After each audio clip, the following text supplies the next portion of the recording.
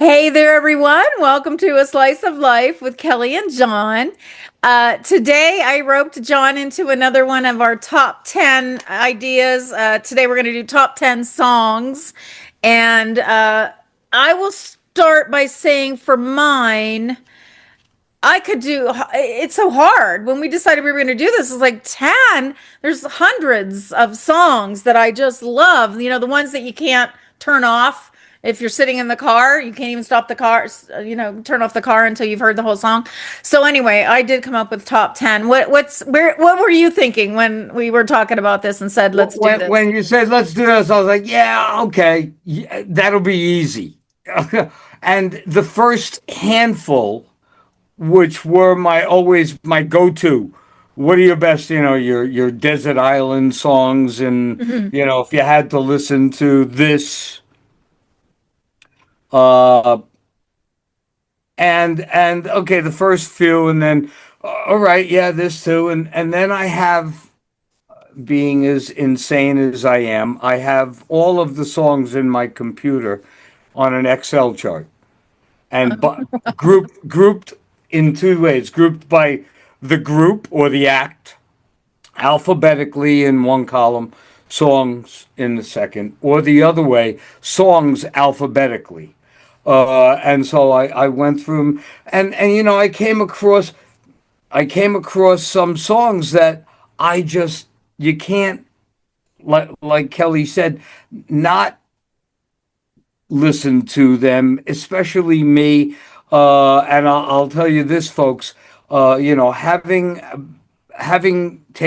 taken guitar lessons from the time I was 7.5, not at your regular, guitar teacher thing. I'm talking about this was an old Italian guy who wore a suit and tie, and you would go to this little music store, and he would write out the charts in a book.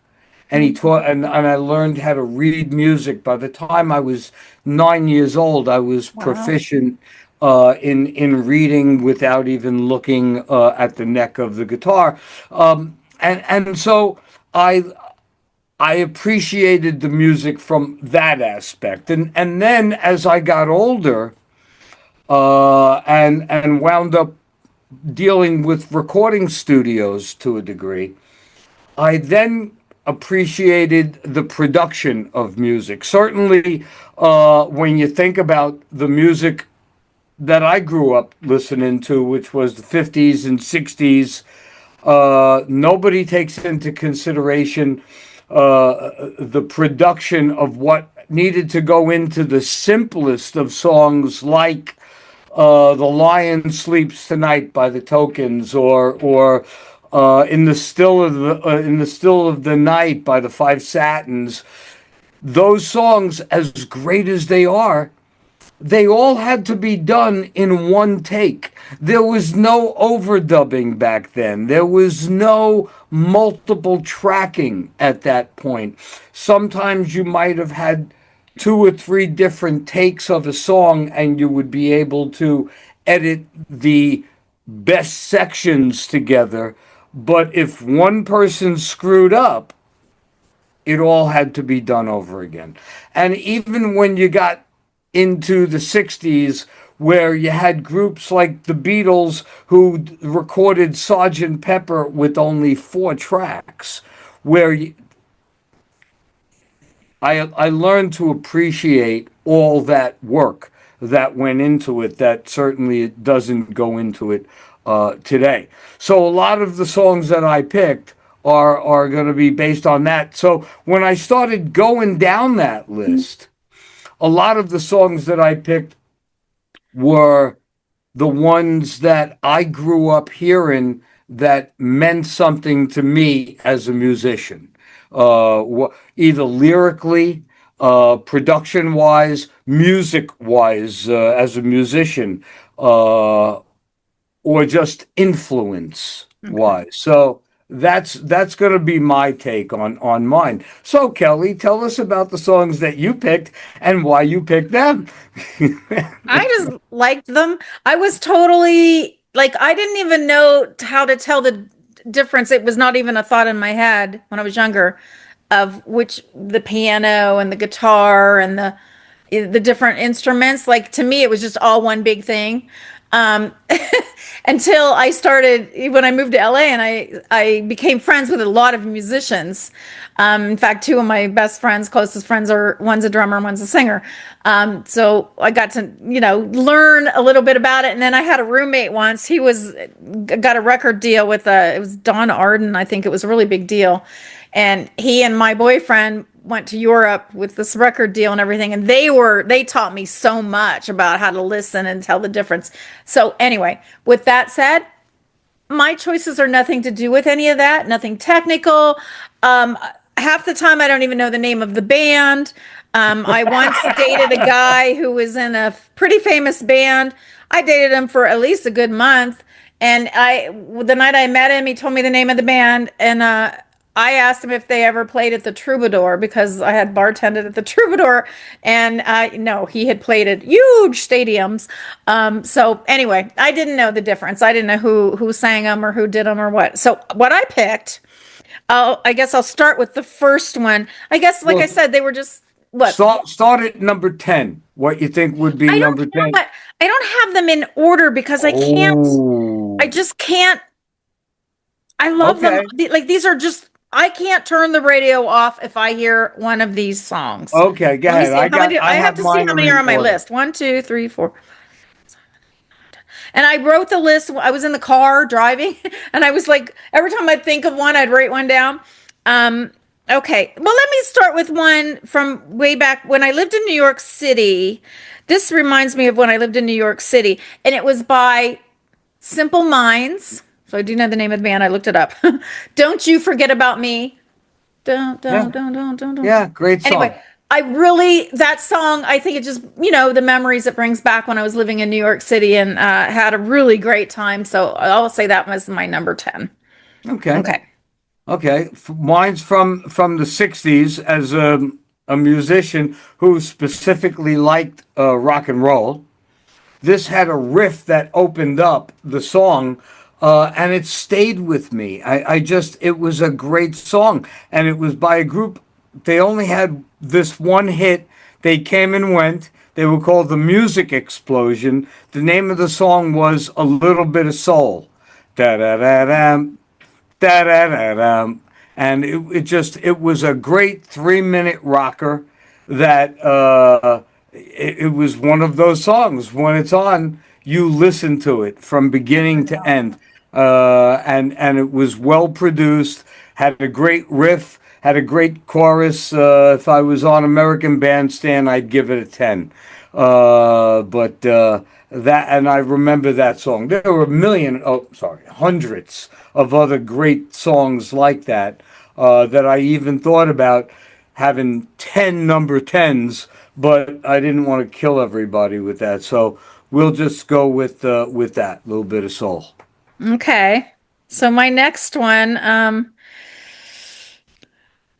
okay, we'll go back to 80s rock. Dead or Alive, Bon Bon Jovi. Jovi. Yeah, yeah. I love that song. I could listen to it forever and can't ever turn it off. And just remember John Bon Jovi and all the guys. And yeah, that's my number, I guess, 9.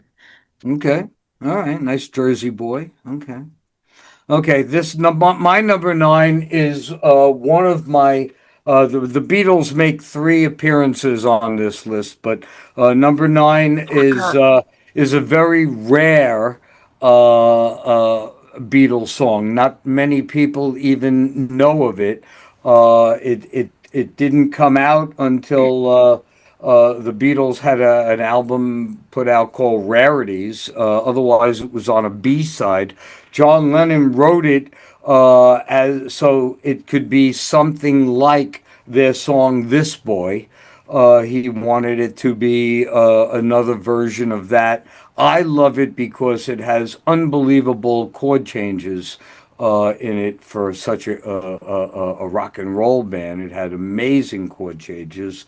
and George Harrison plays a volume pedal on his guitar for one of the early audio effects at the time, and it's called Yes It Is. Very rare Beatles song, not many people know of it.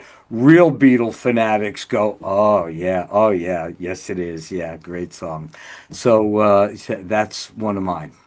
Yeah, I knew you were going to have some Beatles songs on here. And now you just made me think of one that I really like too. So I hope it's on your list because it's not on mine. Um, oh, okay. Let me see. Here's another one. It's an old one, and I don't know. I think Willie Nelson sang it. Elvis Presley sang it. You are always on my mind. Yeah, yeah. I just love that song. I feel like it's just so moving. They both did a really great Yeah, version of it too. yeah. Willie's So is much simpler, but yeah, they were both good. And Elvis Presley, I love his voice. I mean, besides the fact that he was just so gorgeous, I just love hearing him sing. So that's That's my number tens. He would have been one of my number tens with his song Teddy Bear. Would hear that song. yeah.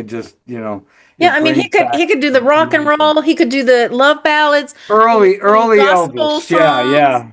and Early Elvis could do a yeah. lot of great stuff. It's sad that he never felt like I think he was all, supposedly he was always trying to make it as a serious actor, and I don't think he knew how much talent, how respected and loved he was or is now. Because yeah, he did have a lot of talent and obviously charisma oozing out of his pores. So, oh, and you know what? I want to say one thing real quick. My Go on. scarf. I have to say, my friend Barb got me this scarf, and I'm wearing it. And I just want to say thank you, Barb, because I promised her I was going to wear it. There you go. Thank you, Barb. It dressed up my normal plain attire. So anyway, that's me. I guess number seven. No, that was number eight. That was number eight. Oh, I only 'Cause did three. yeah. I did. Oh, number eight. Okay, yeah, we're going backwards. Sorry. I Okay. can't count backwards. That was number eight. Okay. Okay, my number eight is actually the song that inspired me when I was a kid to play the guitar. And it's Chuck Berry's Johnny Be Good, because, Johnny, Okay. guitar player, and I absolutely thought he was singing to me. And so when my father said, "Well, you want to play an instrument?" And I was like, "Yeah, I want to play drums." And we lived in an apartment house, so that sort of didn't make sense. Uh, so uh, so the guitar was where I went with that, and Johnny Be Good, and some of the greatest things when I got a little older, and learned how to copy music from records and sit there and put the needle back and learn parts and stuff. And when I learned how to play that song, from front to back, it was just a great feeling for me. And then later on, when I was a musician, a session musician, and got to work with Chuck Berry for several weeks as a session guitar player. Really? I'm sure I told you that I don't when know. we talked with Gary from Elephant's Memory. Okay. We wound up doing a couple of shows with Chuck Berry, and then Chuck had me come along and do some work. But Well, anyway, that was great. Yeah, and so that's my number eight, Johnny Be Good. As okay. simple as That's a that nice song story. was, it was a Yeah. great song. Yeah. Good story. Okay, my number seven, since you're making me count backwards. My number seven. Um, okay. I'm gonna have this band on here. The Bee Gees, Lonely Days. So there's a video on YouTube with them performing it in Vegas, and I don't know what the year was or anything, but that video I could watch it over and over again. And the way their harmonies are, and it just kind of takes you on a ride. And I love that song. I love the Bee Gees, so I that was will mine. tell you, the first time I heard that song, I don't think I caught it at the beginning and in the sort of in the middle. And the way that I don't know which, I think it was Barry was the one singing most, right? uh, not the really good looking one. That was Barry, Barry, right? Yeah. No, it was one of Robin, the, or yeah, Maurice. it was Robin. Robin. I believe it was him. He does a part where lonely days and it echoes lonely nights, and I thought it was John Lennon. I Oh, absolutely thought that that sounded like, because he was recording with a lot of delayed echo too at that time, uh, and I was like, wait a minute, what's this? And then of course it turned out to be lonely days. I always thought that was a great song. yeah, I really like that song. So that's my number 7. Okay. Well, mine again goes back to when I was a kid. I remember hearing this on at night on a summer night in the street. Radios, you know, played outside the windows because we didn't have air conditioning back then, so everybody would just have the windows open, and there was a song that was by the Flamingos called "I Only Have Eyes for You." It was done later on, several years later, by Art Garfunkel.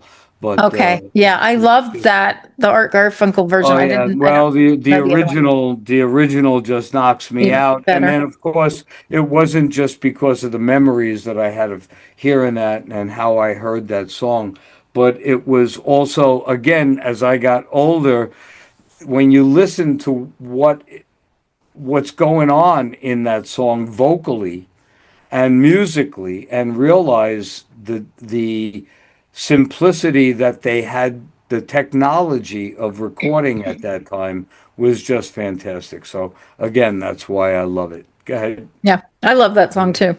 Good. Okay, next, and like I said, these aren't in any specific order. Okay, another one of my favorites. In fact, probably my favorite singer, Daryl Hall, Okay. Sarah Smile. That song, I cry when I hear it. Like his voice just goes up and down, and Yep. it does, like I just feel it. So Yeah. anyway, Sarah And Smile. he did a couple of songs about his girlfriend Sarah at that Yeah, time. The yeah. Stewardess song is about her too. But She yeah. co-wrote some of his songs, He, some of their songs oh, too. oh, really? Yeah, I didn't her know and her that. I sister didn't were know. also Yeah. writers. I saw them. I saw Of their Hall and songs. Oates in concert a couple of times, and Yeah, both of them, both times, excellent shows.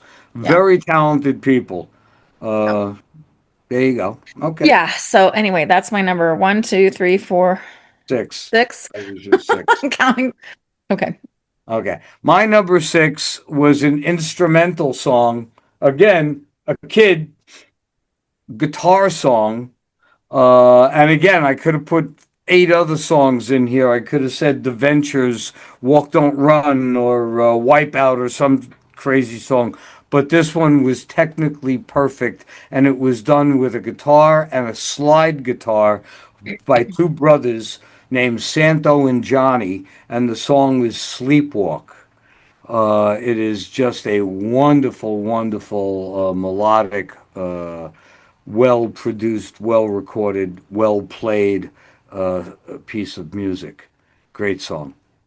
We'd Awesome. play all these songs for you folks. It's just that we don't have a The few hundred copyrights. thousand dollars to pay for the licensing rights. Yeah. But you Yeah. can Google these songs and you can go on YouTube and enjoy them Yeah. all. Well, hopefully it'll bring back some memories to you. And if there's a song that you hear us talking about that you like, you can, yeah, because sometimes I get bummed about that because I didn't keep track of all the music that I love. Like I don't have a whole, I have on YouTube like a playlist of about 20 songs, and these are mostly on it, but I never kept track. And then every once in a while I'll hear a song, I'm like, oh, I never would have heard that again if I didn't hear it by Uh, accident.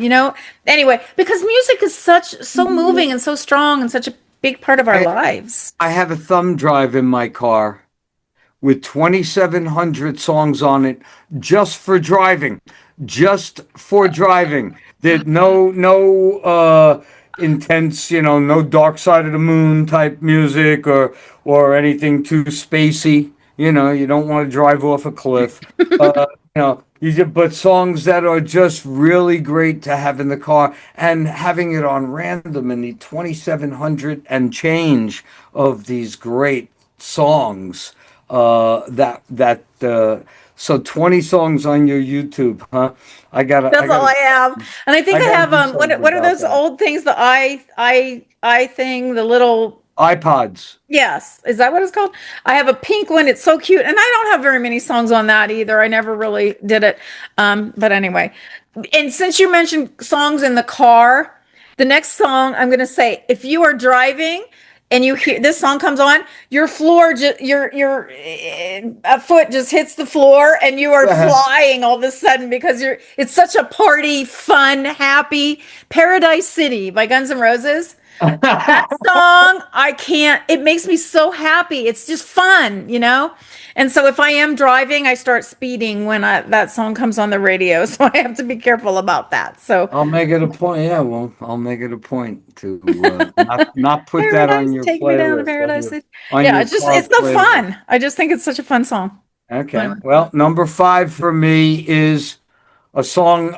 Again, it's actually from the 50s, and it's a guitar. Well, it's a guitar and saxophone song. It's called "Honky Tonk" Parts One and Two, and it's from a guy. The sax player, his name was Bill Doggett, and anybody who remembers the song Honky Tonk, again, you can't not listen to it once it goes. The guitar part is fantastic. When I was a kid, it was one of those riffs that you had to learn how to play. And the sax part, which unfortunately you can't find a good sax player nowadays, but the sax solos in Honky Tonk was just a great, great, great song. So and again, it was recorded in the 50s when they only had one take, one track, and you had to make it great. And it was two sides of a 45. There was Honky Tonk Part One, and then they faded it out after about 3 minutes, and then Honky Tonk Part Two was on the B side, and it faded in, and went for another 3 minutes, and technically ended. And fortunately, thanks to technology today, we have parts one and two as one full song, and it's just a great tune. There you go. Okay, look it up. Look for it. Okay, my next one, The Black Crows, Seeing Things. Do you know that one? Not at It all. just I love Chris Robinson. Is that the singer? Chris Robert I believe so. Yeah. singer, and then his brother's Robinson too, but I forget his name. Anyway, I love his voice. I love all of the Black Crowes songs, but Seeing Things is one of those ones that's just moving and inspiring. And it's, the words are, I'm seeing things for the first time. And it could be related to a relationship that went wrong and he's seeing things, or it could be, I relate it to like in life, see, how you have an epiphany and you see something that you've never seen before. You Mm-hmm. finally, you're like, oh, Mm-hmm. I get it now. I get that. So anyway, that's my number, whatever, four, Fine. That was your five, number four. Yes. four. No, Okay. Yeah. that was I number like four. that one a lot. Okay, my number four was when I heard it as a kid. It was just another song on a Beach Boy album. And then as I got older and heard the song, it was probably some girl broke my heart, and this song came on, and I listened to the words, and I just lost it. I just was like, oh my God, he's singing about me and this girl. And then as I got older and learned more about Brian Wilson and his production methods, and probably listened to the song on an album version, so it was in stereo as opposed to the mono version on a 45. The name of the song is Kiss Me Baby. a very, not very well-known Beach Boy song to people who weren't Beach Boy fanatics. It's fairly early, like maybe on their third or fourth album, and it's a 3 minute and 30 second song, more or less, that is a mini opera. It tells an entire story about they were in love, they broke up, he goes home, he cries in his pillow, and it'll be all right and all that, and then just fades out. And it's just such a well written, well produced, great story. And that's why I love Kiss Me Baby, and it's number four. Awesome. Okay. Um, all right, I'm again in no particular order. Okay, there's a song by Sheryl Crow, and I don't know that it ever got big at all, but The Difficult Kind. Have you ever heard of that one? Nope. It just her voice again, and it's really about her being a difficult kind, but babe, I've changed. The difficult. I think those are the words. Babe, I've changed. Like she was difficult in a relationship, and now she's coming back and telling him she's changed. Um, I don't know that I relate to that very much, but anyway, um, yeah, I just the song I really love the whole whatever you call it, the whole layout of it, and her voice and everything. So that one I really think Okay. deserves to be in my top 10. And that's Sheryl Sheryl Crow. Crow. Yep. Okay. My number, that was your number three. My number Okay. three is, and just remember, folks, I said I have three Beatles songs and I've only talked about one so far, and this is not one of them. This is one of those perfect songs. The lyrics, the music, it's not a very easy song to play musically. The production is fantastic. The fact that this band brought in a harpist to literally just do a flow of a harp once or twice in the entire song. The song is A Girl Like You by the Young Rascals. Oh, Before they changed their name to Rascals, it was the Young Rascals. And the song is A Girl Like You. And if you just listen to it, it is everything about it is perfect, as will be the next two songs too. But yeah, so that's my number okay. three. Good one. Next for me is the band In Excess, and I couldn't remember their name, and I remembered the singer Yeah. Michael Hutchins, so then I had to look Yeah. it up, and I'm like, oh, In Excess, yes, of course. This song is called By My Side. Again, it's like all the popular ones, you like them and you hear them. Right. You've heard them so many times that you're kind of over it. And this is one of those ones that was never huge, but boy, do I love this song. It's just got Hmm. I don't know, the moves in it that I really, really like. So that's one I can't turn off when I hear it. And that's my number two, I That's guess. number two. Yeah, yeah. Okay. My number two is the Beatles' Dear Prudence. I like it because everybody, first of all, everybody knows it, and it starts off with this just simple electric guitar doing this simple two-note riff, on a chord, off a chord structure, and telling this story. And all Beatle people know that the song is about Mia Farrow's sister while they were all at the Maharishi's compound in India, and she decided to stay in her little hut or her tent for days. Some people said because she just meditated herself away. Others say because the Maharishi put the moves on her, and so she just stayed in her little hut. But John Lennon would sit outside the hut saying, "Dear Prudence, won't you come out to play?" And he wrote this song Oh, about her. wow. And but what I think is fantastic about it is that it's just a beautiful song. The sun is up, the sky is blue, it's beautiful, and so are you. But the song starts off so soft. But by the end of the song, everybody in the band is playing as loud. Now, granted, the Beatles weren't a heavy metal band, but they were playing as loud and as powerful as they possibly could. And the song is just fantastic. Hmm. So there's my number two. Go ahead. And that's your second Beatles one? Now, yes, that's my second Beatle. Why? You want to take a guess go ahead. First, do I'm hopeful that your number one choice and your next Beatles song is the one I really like because I want to mention okay. it. Okay, go ahead. You don't mention it, I will. Okay, my last one, I have two in my top because one of them is just a standby that just everybody loves. You can't turn it off when you hear it. It's so done by everyone. It's done on American Idol and The Voice, and everybody does it. Creep. I forget the name of the band. Creep. Um, I forget the name of the band, but anyway, it's just so done so much and so many times by singers because it's like it's a singer song. But the guys that play the guitar too, I think would be impressive. But anyway, so that one I did, I like it a lot, like everybody else. So, but that's not really in my list, but I had to mention it. Okay, and what's in the last one in my list is by your friend and now my friend, and he Bobby. just won the world entertainment award, and because it's one of my newer favorite songs, Jump. Jump.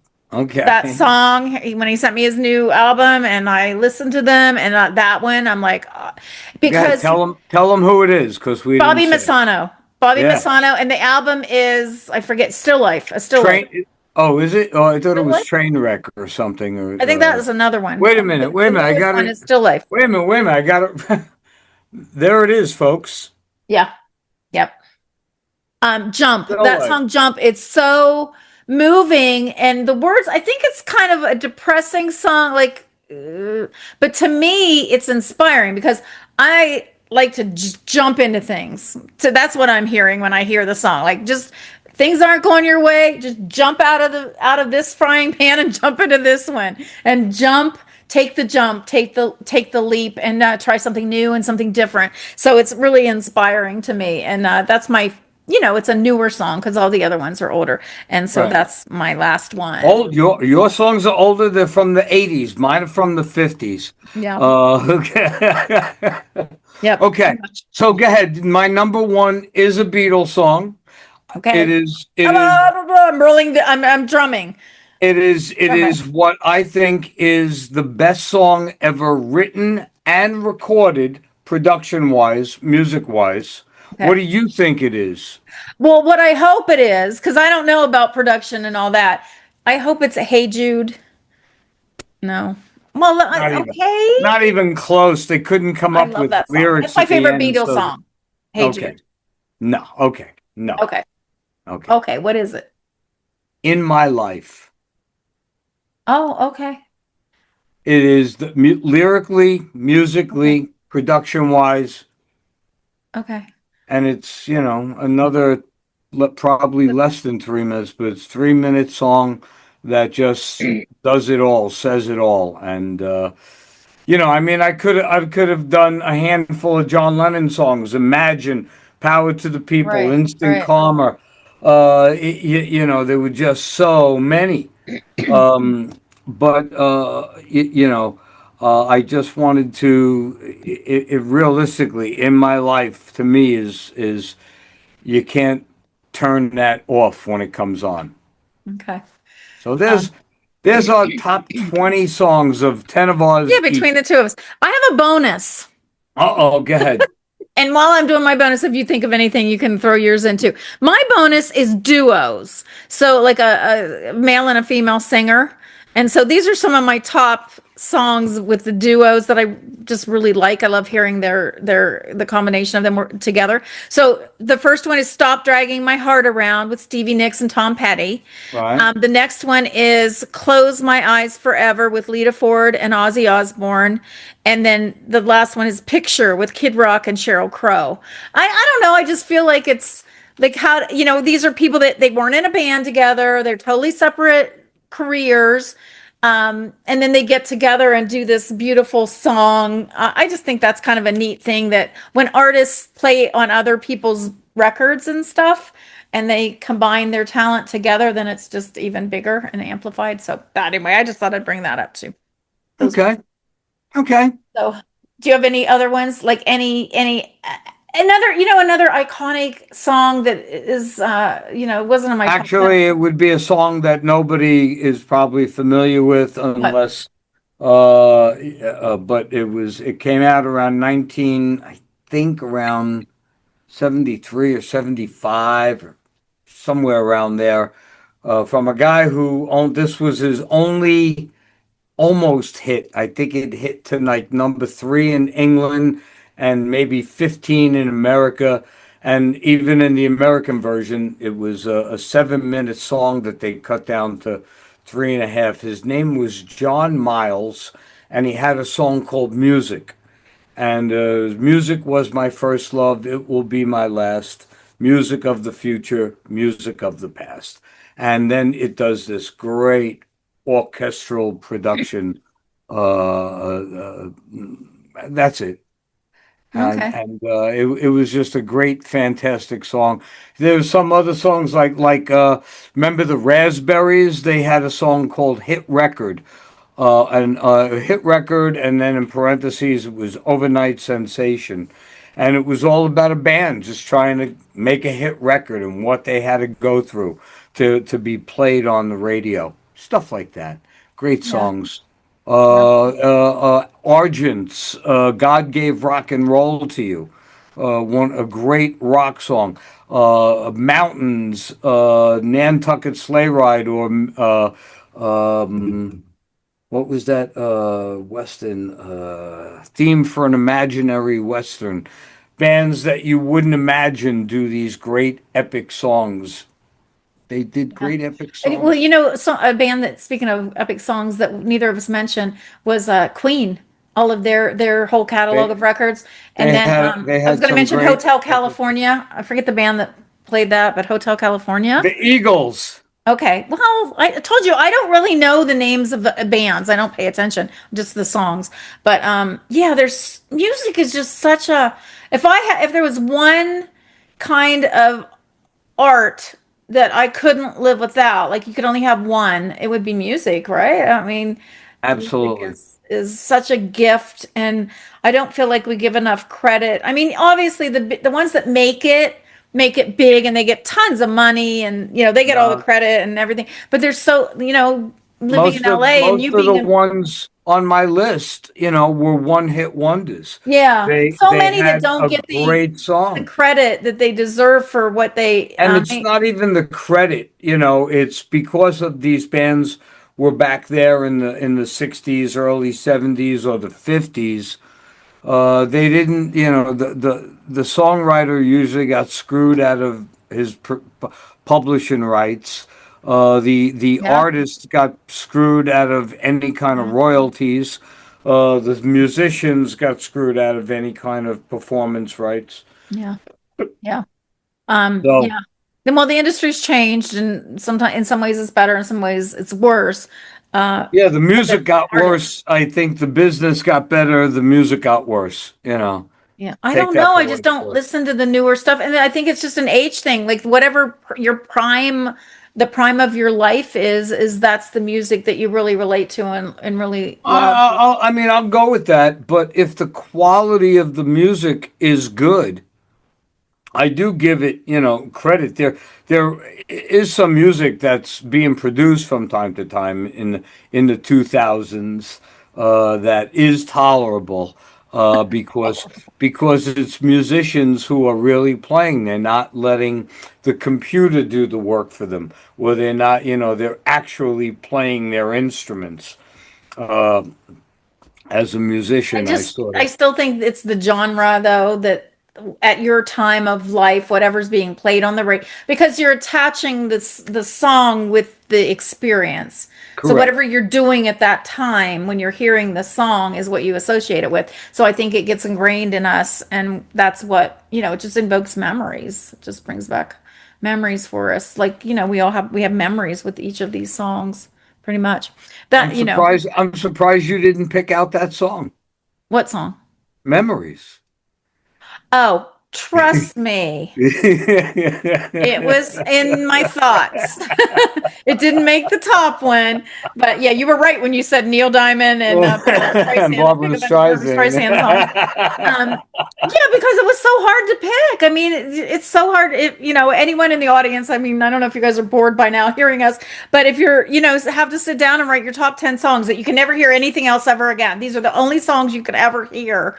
That's really hard to do because there's so many, and I know there's so many I left off, so many other, good ones If that. realistically, if it was okay, John, these are the songs that you have to hear the rest of your life, no more songs.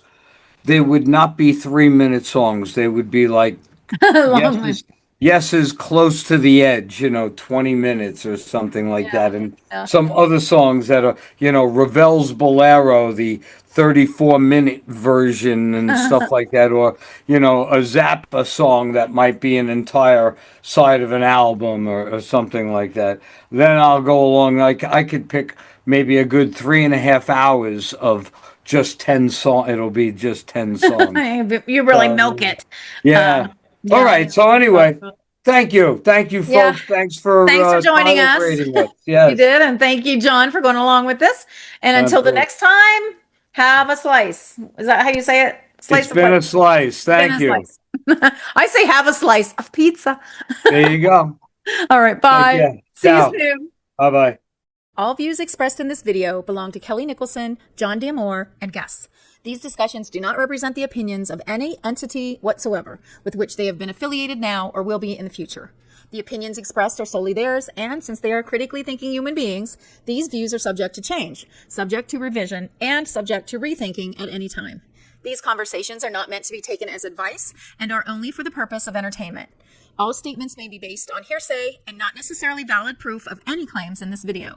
It is not our intention to teach or advise on any topic. Unless otherwise noted, all photos are public domain. Thanks for watching A Slice of Life with Kelly and John.